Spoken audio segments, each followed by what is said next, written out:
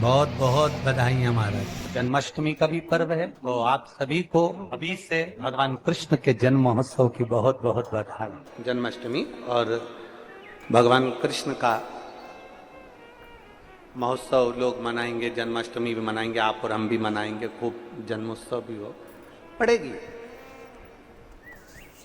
पर क्या श्रीमद् भागवत कथा कहती है, क्या भगवान कृष्ण का जन्म केवल जन्मोत्सव एक ही दिन मनाना चाहिए? श्रीमद् भागवत कथा में वेद व्यास जी वर्णन करते हैं, सुखदेव जी महाराज राजा परीक्षित से कहते हैं कि भक्त अपने दिल में रोज मनना चाहिए कि आज मेरा कृष्ण मेरे हृदय में प्रकट हुआ है, आज मेरा कृष्ण मेरे हृदय में प्रकट हुआ है, आज मेरा कृष्ण मेरे नगर में प्रकट हुआ है, आज मेरा कृष्ण मेरी रोमावली में प्रकट हुआ है, आज मेरा कृष्ण मेरी चित्तवृत्ति में प्रकट हुआ है, आज मेरा कृष्ण मेरे नैनों में प्रकट हुआ है, आज मेरा कृष्ण मेरी श्रवण शक्ति में प्रकट हुआ है, आज मेरा कृष्ण मेरी श्वासों में प्रकट हुआ है, आज मेरा कृष्ण मेरे हृदय में, मेरी चित्त में, मेरी वृत्ति में प्रकट हुआ। केवल साल में एक दिन भगवान कृष्ण का जन्मोत्सव नहीं, रोज प्रतिदिन अपने भीतर भगवान के प्रागट्य का जन्मोत्सव होना चाहिए। उसी तरह लोग कहते हैं कि सावन का महीना है तो मुझे मंदिर जाना है, सावन का महीना है तो मुझे त्रिपुंड लगाना है, सावन का महीना है तो मुझे शंकर का गुणगान करना ना। प्रतिदिन, प्रत्येक घड़ी, प्रत्येक पल, प्रत्येक क्षण भगवान शिव को समर्पित होना चाहिए, प्रत्येक पल। तो शास्त्र कह रहा है कभी भी मंदिर में, यहां तक शास्त्र कहता है आपके घर में आप भगवान का दर्शन कर रहे हो तो भगवान का दर्शन करते समय में भी आपके नेत्र बंद नहीं होना चाहिए, नैन मिलाइए। आपको पहले भी कथा में 5 दर्शन का है। कितने दर्शन? 5। पहला दर्शन है भगवान के चरण का, दूसरा दर्शन है भगवान की नाभि का, तीसरा दर्शन है भगवान के वक्षस्थल का, चौथा दर्शन है भगवान की शिखा का और 5वां दर्शन है भगवान के नयन का। ये 5 दर्शन है। इन 5 दर्शन में सबसे पहला दर्शन है भगवान के, जम के बोलिए, चरण का। आखिरी का जो दर्शन कहा गया है वो 5वां जो दर्शन है वो भगवान के नयन का दर्शन, कि भगवान से नैन मिलाइए। नेत्र बंद कर कर नहीं बैठना। जो नेत्र बंद कर कर बैठे, भागवत कहती है साधना वो है जो परमात्मा की भक्ति को, भगवान के मुखाग्रविंद को, कि तेरे नयनों को मैं निहारती रहूं, तेरे मुखड़े को मैं देखती रहूं और तेरे ही नैनों में मैं समाहित होती चली जाऊं, वो साधना है, वो दर्शन है, वो दर्शन की मूलता है महाराज। वो साधना, वो दर्शन की मूलता है। नेत्र बंद कर कर बैठने से भगवान नहीं मिलता। भगवान कृष्ण कह रहे हैं ब्रजवासियों, तुम हाथ जोड़कर बैठे हो, नेत्र बंद करके बैठे हो, तो क्या भगवान मिलेगा? ऐसे भगवान नहीं मिलने वाला। भगवान को पाने का सबसे सुंदर तरीका है, भगवान की भक्ति को धारण करो, हृदय में उतारिए, चित्त चिदानंद वृत्ति में उतारिए। भगवान हिंदू धर्म में मूर्ति की पूजन बताइए, तो मूर्ति की पूजन क्यों बताई? कि सामने मूर्ति होगी, तुम उससे नैन मिलाते रहोगे, परमात्मा तुम्हारे भीतर जाता रहेगा और तुम परमात्मा के भीतर जाते रहोगे। मूर्ति की पूजन इसलिए हिंदू धर्म में प्रथमता में वर्णित करी गई है महाराज।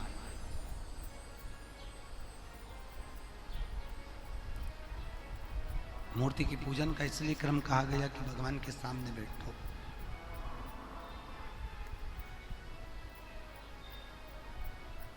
वो गीत गाते हैं ना, ये आ बैठ मेरे पास तुझे देखता रहूं, ना मैं कुछ कहूं ना तू कुछ कह। भगवान के मंदिर में कहा नहीं जाता, भगवान के मंदिर में पहुंचकर भगवान की मूरत के सामने खड़े रहकर, भगवान की मूरत के सामने बैठकर भगवान को देखा जाता है। भगवान आपको देखे और आप भगवान को देखें, बस यही निर्मल भक्ति का प्रतिबिंब बिंदु है। शास्त्र कहता है अरबों खरबों राधा जी की सुंदरता को इकट्ठा करो और उसकी सुंदरता का चूरा बना के पुतला बना दो। इतना कृष्ण मेरा सुंदर था, इतना सुंदर मेरा ठाकुर था, इतना सुंदर, जो देखता स्तुप्त हो जाता।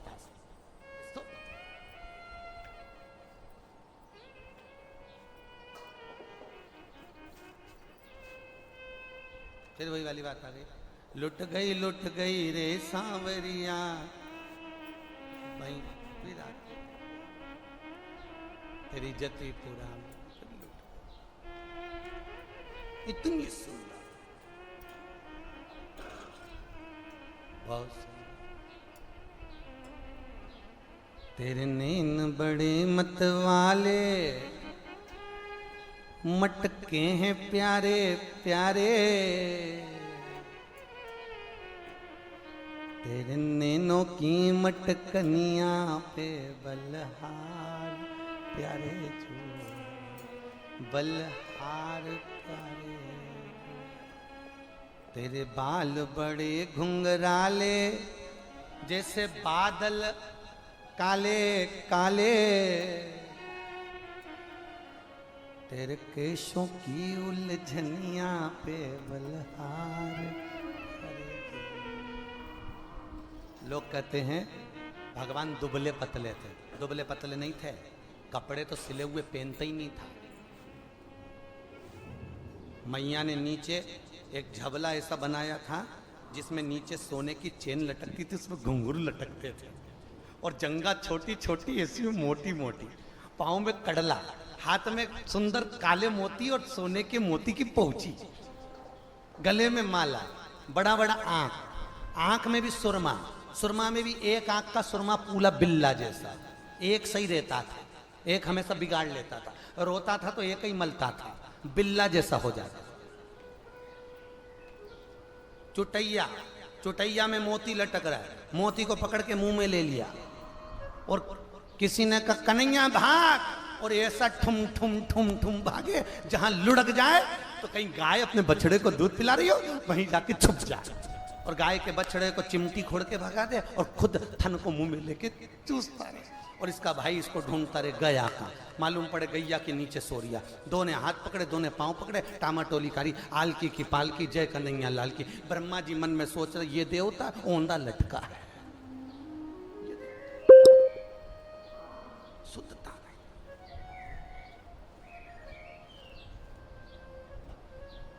तेरे पांव बड़े मत वाले ठुमके हैं प्यारे प्यारे, तेरे पावन की पे जनिया पे बलहार प्यारे जो बलहार प्यारे जो। बड़े सुंदर है, बड़े सुंदर। ना कजरे की ढाल, ना मोतियों के हार, ना कोई किया श्रृंगार, फिर भी कितने बड़ा अति रमणीय। देखो देखते रह जाए। बांके बिहारी मंदिर कौन कौन गया वृंदावन के? कभी एकादशी पे गए हो मां? एकादशी के दिन एक साध्वी आती है शाम को 6:30, एक सन्यासन सफेद कपड़े में। वो पूरे महीने में केवल 2 बार एकादशी पे दिखती है। बिहारी जी के मंदिर में आती है, फूलों की माला बनाकर लाती है, बिहारी जी को दिखाती है, सामने बिहारी जी को दिखाएगी और बांके बिहारी के गले में जो भी फूल की माला होगी वो अपने आप टूट के नीचे गिर जाती है, और सन्यासन अपने गले में जो माला दिखाती है वही माला पहनकर बाहर निकलकर चली जाती है। वो केवल एकादशी पे आती है शाम को 6:30।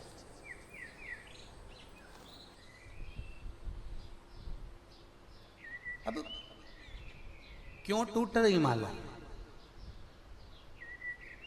क्योंकि भगवान को जो सन्यासन निहार रही है वो भगवान को देखकर कुछ तो टोना मार कर जा रही है। अरे कौन सी न मार दौरी टोना, मेरो मचले श्याम सलोना, दूध न पीवे का ना दैया न खावे, नित नित मचले श्याम सलोना, कौन सी न मार दौरी।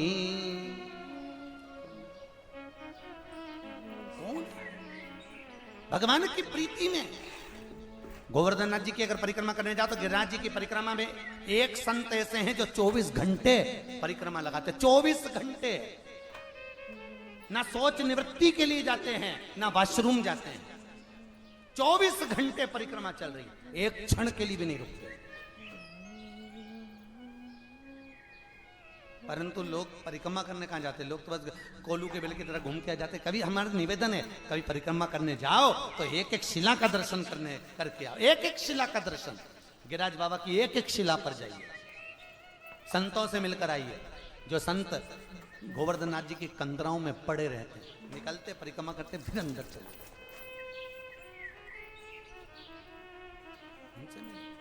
अब सब हाथ जोड़कर बैठे हैं। गोवर्धन नाथ जी प्रकट कहां हुए?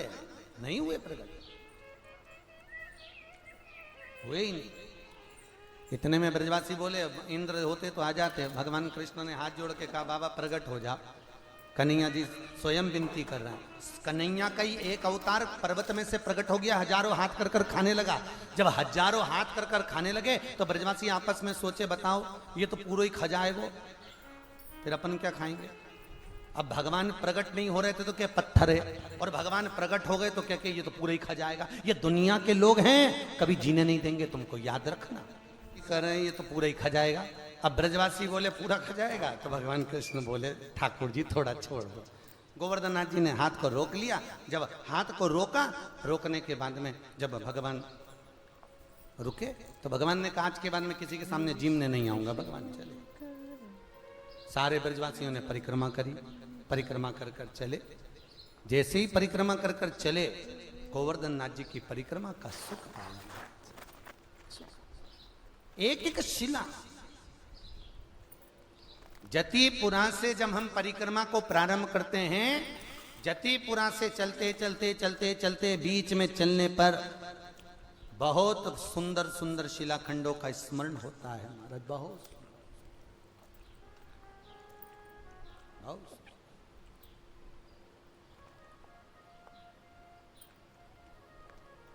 और आपका जो भाव है वो गोवर्धन नाथ जी के प्रति समर्पित कर परिक्रमा जब भी करो, बड़ी अलमस्ती में धीरे धीरे गिरिराज जी का स्मरण करते करते।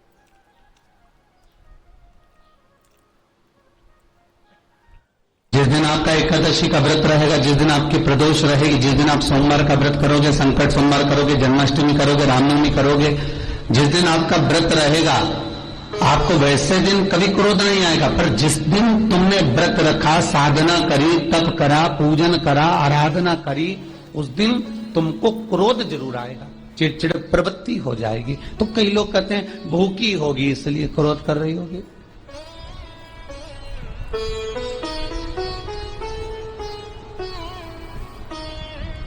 कई लोग कहते हैं कि भूख लग रही होगी इसलिए चिड़चिड़ प्रवृत्ति हो गई होगी। नहीं नहीं भाई, भूख से उसका कोई ताल्लुक नहीं है, क्योंकि रोज कोई जरूरी है कि वो इतना खाती हो कि नहीं खाती हो। कभी कभी तो दिन भर भूखी रह जाए तो भी क्रोध नहीं है। उसका कारण केवल इतना सा है कि उसका जो भजन का तेज पुंज है, उसके भजन का जो तप साधना है, वो इतनी प्रबल हो जाती है कि देवताओं को, इंद्र को बोलना पड़ता है कि इंद्र इसने 16 सोमवार कर लिए, इंद्र इसने मंगलवार कर लिए, इंद्र इसने ये व्रत पूरे कर लिए, और अगर इसके व्रत ये पूरे हो जाएंगे तो वर देने के लिए जाना पड़ेगा।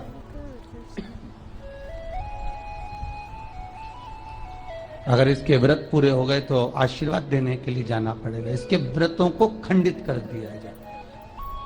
तो व्रत को खंडित करने का सबसे सुंदर तरीका देवताओं के पास है कि जिस दिन व्रत हो, 2-3 व्रत अच्छे निकलते हैं और एक व्रत में इतना क्रोध आ जाता है कि सारा करा धरा पानी फिर जाता है। देवता क्रोध दिलाते। फिर क्या करना?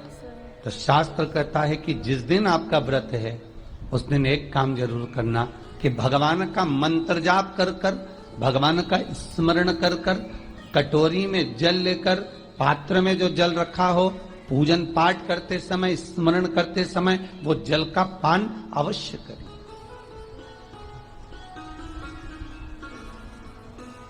उस जल का पान अवश्य करें, उस जल को अवश्य। क्या होता है जल का पान करने से? शिव महापुराण की कथा कहती है,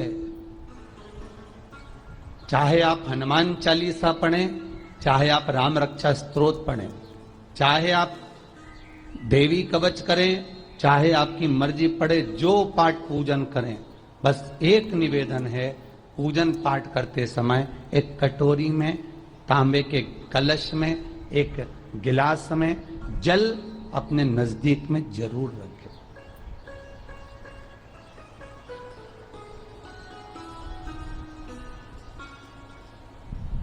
क्या होगा उससे?